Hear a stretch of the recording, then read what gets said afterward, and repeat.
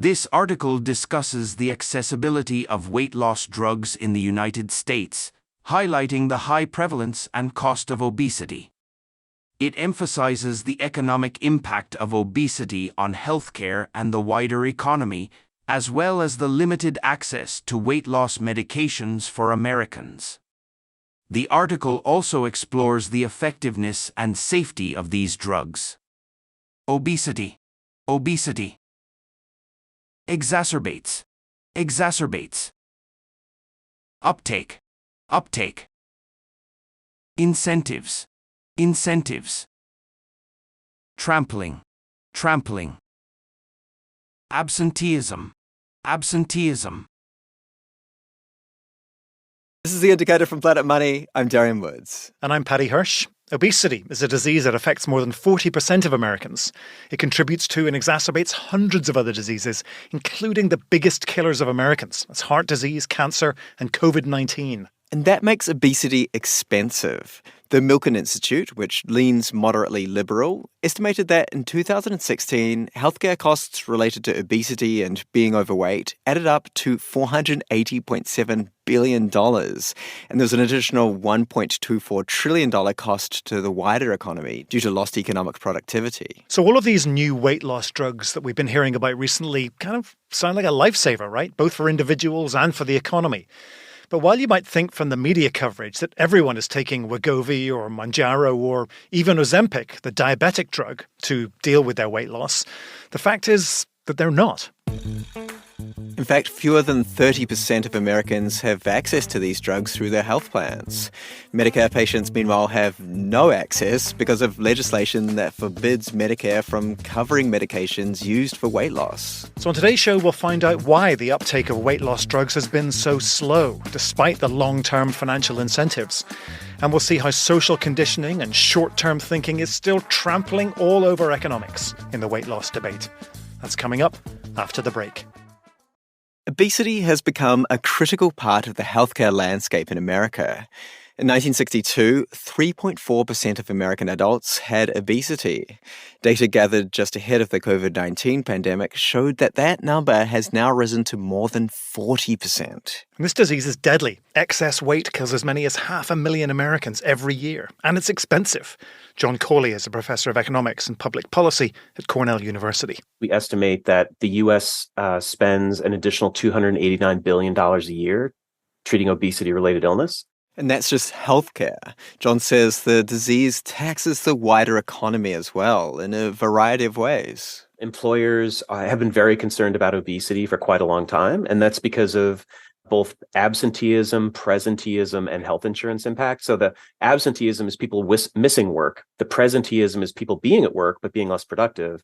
And then there's the impact of the obesity on the health insurance costs and premia. We're talking about trillions of dollars a year here, which is why weight loss drugs like Novo Nordisk's Wegovy and Eli Lilly's Mounjaro and Zepbound look like they could be something of a godsend to employers, to the government, and to doctors like Kate Varney. So how you been feeling? Great. Yeah? Good. She's the obesity medicine director at the University of Virginia. It's exciting, right? I mean, as medicine progresses and we get smarter and we understand about the causes of obesity, finally we have effective treatments. Highly effective on the face of it. People are losing up to a fifth of their body weight. That's enough in many cases to get patients out of the danger zone. Best of all, Kate says, the key ingredients in these drugs, the GLP-1 receptor agonists, have been proven to be not only effective, but safe. The first GLP-1 receptor agonist came out in 2005, exenatide, for treatment of type 2 diabetes. But only when it started being used for obesity have people lost their mind. And by losing their minds, she means the resistance that she's encountered from employers and politicians when she's advocated for adding weight loss drugs to corporate healthcare plans and to Medicare. If a medication came out that could put a cancer in remission at a rate of 30 to 40%, people would be going crazy. And they would all want that treatment. But here we are with obesity and be like, yeah, we'll see how it pans off. Well, is it safe?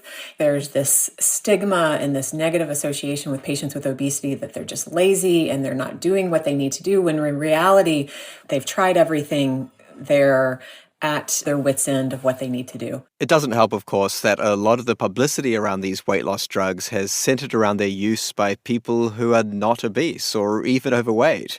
We're looking at you, Elon Musk. And then there's the fact that weight loss medication has a patent history. Yes, indeed. There's a drug combo called fen-phen, which was prescribed to patients in the 1990s. It appeared to contribute to heart valve complications, and the FDA requested its withdrawal. It's kind of a disaster. Perhaps the biggest barrier for widespread adoption, though, is cost. These medications can be blisteringly expensive.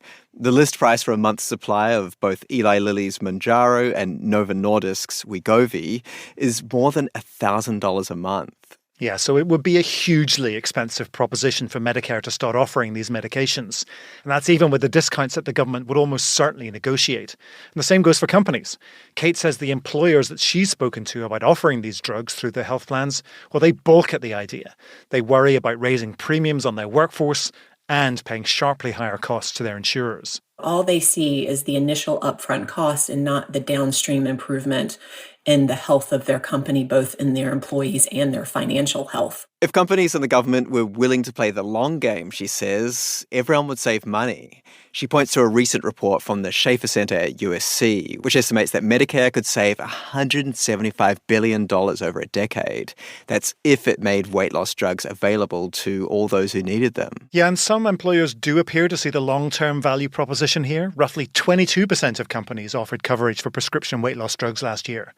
And a recent survey suggests that that number might double by the end of next year. But Kate says that even if employers do opt in to offering these drugs, insurers, in her experience, aren't making it easy for physicians to prescribe them and for patients to get them. But the insurance companies can create arbitrary requirements that make it very difficult to actually get the product to the patient.